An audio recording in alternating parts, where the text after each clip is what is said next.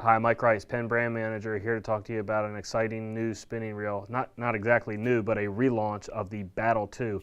So the original Battle came out quite a few years ago, and we've now made some improvements to the reel I want to talk to you about. But let's start with the sizes.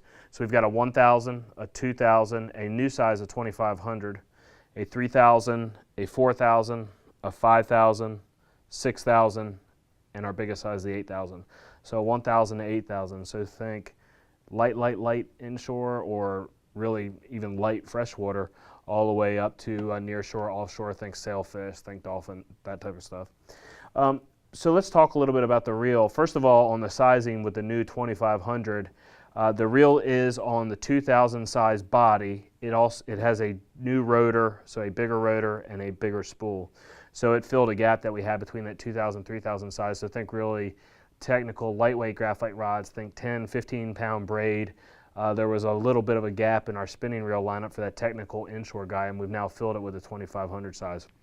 Really lightweight, balances out really nice on a nice graphite 7-foot rod. In addition to the new size, let's talk a little bit about the features that set this new Battle apart. So we've added line capacity rings to the spool. That's something you've seen on all PENN reels for the past few years, so it kind of helps the angler understand how much line they have left on the reel, especially when fishing from a dead boat, big fish. How much line do I have left? Do we need to go? Can we stay? That type of conversation.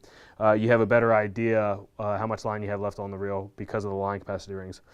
Another thing we did is we keyed the drag washers into the spool. So by keying the drag washers into the spool, and I'm talking about HT100 drag washers, we're now able to use both sides of the drag washer. And I should mention that all PENN drag systems now are greased. On the spinning reels, we use our PENN Blue Lube, which I'm sure you're familiar with. It's inside all our reels. We also grease our HT100 with that for our spinning reel drags. Back to the keying of the drag washers. What that does, by using both sides of the drag washer, we're now able to get about 20% more drag than the previous Battle.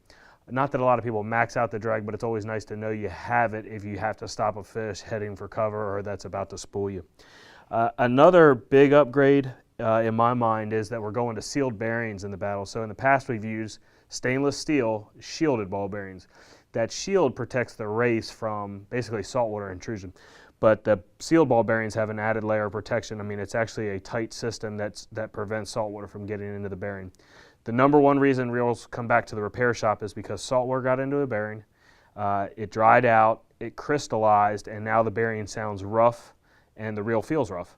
By having a sealed bearing, we're able to avoid that situation a little longer than if we were using shielded bearings. It's not 100% sure, but the bearings are sealed from the manufacturer. So that's where we are. We're sticking around the same retail, so basically $99 to $129 on the biggest size. The Battle reel will be available at your retailer this fall 2014. Check them out.